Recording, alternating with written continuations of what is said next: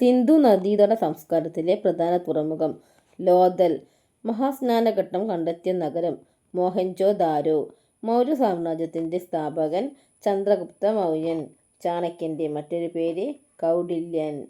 കലിംഗ യുദ്ധത്തിനു ശേഷം ബുദ്ധമതം സ്വീകരിച്ച രാജാവ് അശോകൻ. ബുദ്ധന്റെ ജന്മസ്ഥലം ലംബിനി. ബുദ്ധന് ബോധോദയം ലഭിച്ച സ്ഥലം ബോധഗയ. ജൈനമതത്തിന്റെ 24ാമത്തെ തീർത്ഥാങ്കരൻ മഹാവീരൻ. ഇന്ത്യയുടെ സുവർണകാലം എന്നറിയപ്പെടുന്നത് ഗുപ്തകാലം.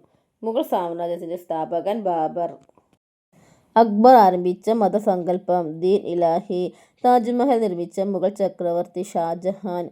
ഇന്ത്യയിലെ അവസാനത്തെ ശക്തനായ മുഗൾ ഭരണാധികാരി ഔറംഗസേബ്. ഇന്ത്യയിൽ ആദ്യം എത്തിയ യൂറോപ്യന്മാർ പോർച്ചുഗീസുകാർ. ഇന്ത്യയിലെത്തിയ ആദ്യ യൂറോപ്യൻ പര്യവേക്ഷകൻ വാസ്കോ ഡ ഗാമ.